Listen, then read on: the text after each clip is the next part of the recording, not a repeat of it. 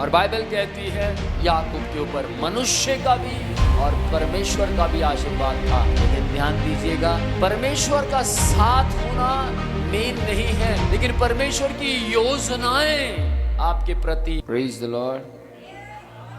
आज का जो सरमन है वो उन लोगों के लिए है जिन्होंने सब कुछ सहन किया, सब कुछ बर्दाश्त किया। आप भी 4 बातें बोल सकते थे। दुनिया ने आपसे कहा उसने 2 मारे हैं, एक तो तू भी मार, खाली हाथ तो मैं भी नहीं जाऊंगा।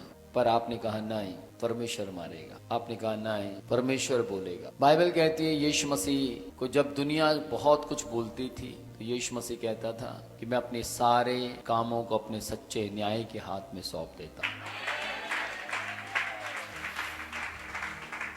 पहला कुरिन्थियों 13 अध्याय उसकी 7वीं आयत में परमेश्वर का वचन कहता है, प्रेम सब कुछ सह लेता है, सब बातों का विश्वास करता है। भले कोई झूठ कह रहा हो, मैं नहीं आ सकता, बीमार हूं, पर वो घर में भला चंगा बैठा, मैं नहीं कर पाऊंगा आपके साथ ये वर्क क्योंकि मेरी तबीयत ठीक नहीं है, या मेरी पत्नी बीमार है, या मेरा बच्चा बीमार है, या कुछ और। उसने झूठ कहा पर आपने विश्वास किया। आपने कहा कोई बात नहीं। आप अकेले पड़ गए, लोगों ने अपने फंक्शन अटेंड करने थे, थोड़ा एक्स्ट्रा पैसा कमाना था, इसलिए वो आपके साथ खुदा के काम में नहीं जुड़े, पर आपने सहन किया। आपने कहा कोई बात नहीं, मैं विश्वास करता हूं। पर परमेश्वर देख रहा था ये झूठ है। परमेश्वर देख रहा था कि इन्होंने मेरे बेटे का बेवकूफ बनाया, मेरी बेटी को इन्होंने धोखा दिया है। फिर बाइबल कहती है सब बातों की आशा रखता है। कौन?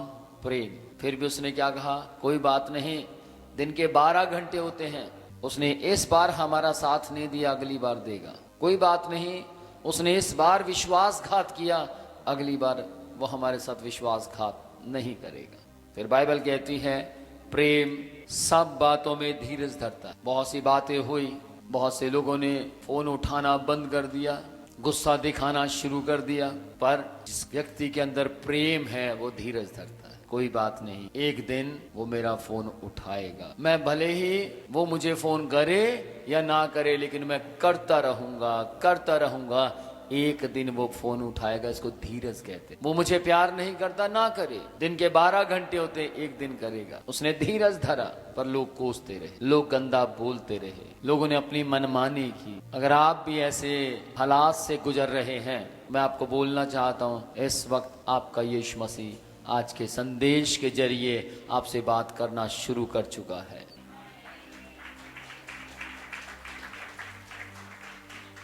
आपने बर्दाश्त कर लिया, आप अपने जीवन के अंदर बहुत बड़ा भारी बोझ फील कर रहे हैं। अपने सब कुछ बर्दाश्त करते हुए आप अपने जीवन के अंदर आगे बढ़ रहे हैं। लेकिन ध्यान दीजिएगा, बर्दाश्त करने का मतलब आप कमजोर नहीं हैं। बर्दाश्त करने का मतलब आप बुज़दिल नहीं हैं। परमेश्वर आपको देख रहा है।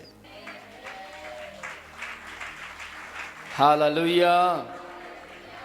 परमेश्वर द्वारा ये सब कुछ तैयार किया जा रहा है। आप बर्दाश्त नहीं कर सकते हैं, परमेश्वर आपको बर्दाश्त करने की ताकत दे रहा है।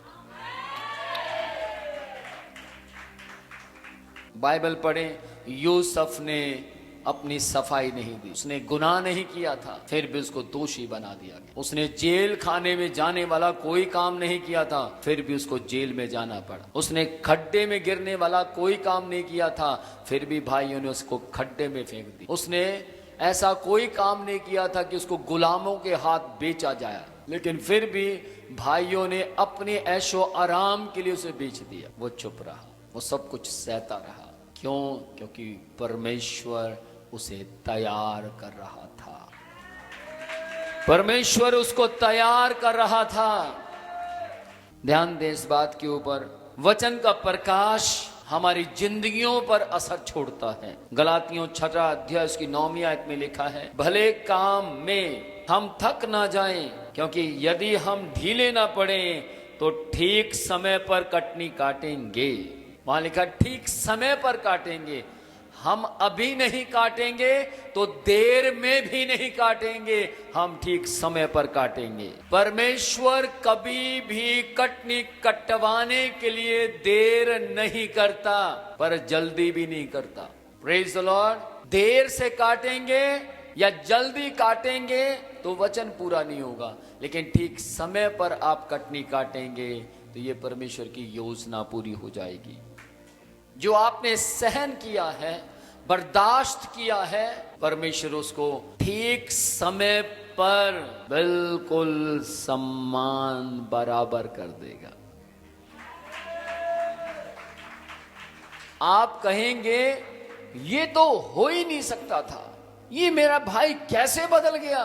बाइबल परमेश्वर का वचन कहता है याकूब का भाई एसाव उसका दुश्मन बन गया, और मां ने कहा बेटा तू भाग जा, मैं एसाव को अच्छी रीति से जानती हूं, वो तुझे तेरा कत्ल कर देगा, तुझे मार देगा, वो खुदा से नहीं डरता, वो ताकत पर ज्यादा भरोसा करता है, तू निकल जा यहां से। और याकूब बखेड़ा खड़ा नहीं करना चाहता था।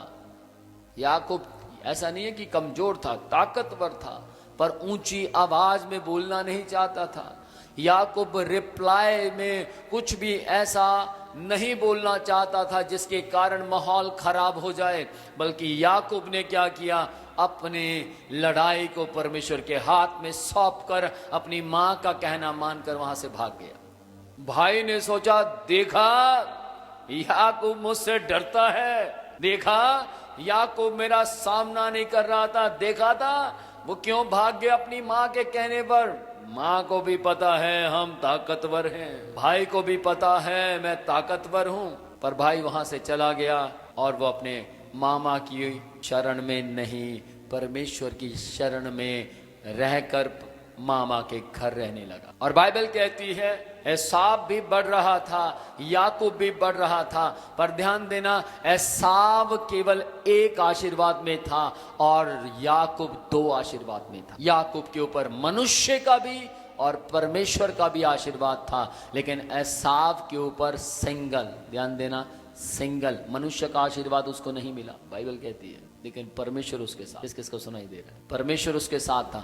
लेकिन ध्यान दीजिएगा परमेश्वर का साथ होना मेन नहीं है, किस किस को सुनाई दे रहा है, लेकिन परमेश्वर की योजनाएं आपके प्रति हों वो बहुत जरूरी है। आज बहुत से लोग कहते हैं मेरे साथ भी परमेश्वर है, परमेश्वर साथ है, मैं मानता हूं वो कभी नहीं छोड़ता, किसी को भी नहीं छोड़ता। वो कहता है उसका वायदा है मत डर मैं तेरे साथ हूं, वो कभी नहीं छोड़ता। पर जो उसकी योजना में चलते हैं वो उनके साथ ही नहीं खड़ा होता, बल्कि उनकी ओर से युद्ध लड़ता है। Praise the Lord. परमेश्वर आज सबके साथ है, पर जो सहन करते हैं, बर्दाश्त करते हैं, क्षमा करने की ताकत रखते हैं, परमेश्वर उनके जरिए ठीक समय पर कटनी कटवाएगा।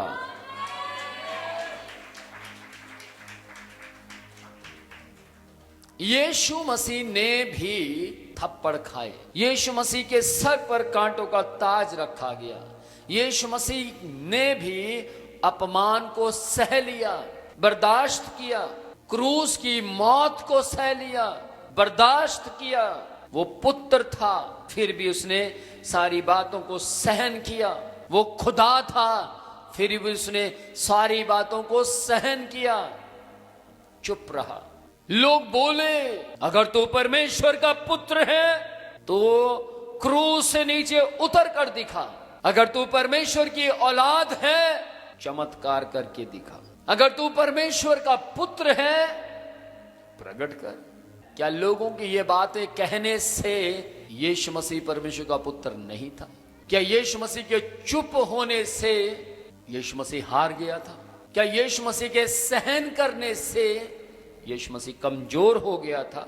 सहन करना हार नहीं है, चुप्पी को सांध लेना कमजोरी नहीं है, आंसू बहाते हुए प्रार्थना करना व्यर्थ नहीं है। Praise the Lord.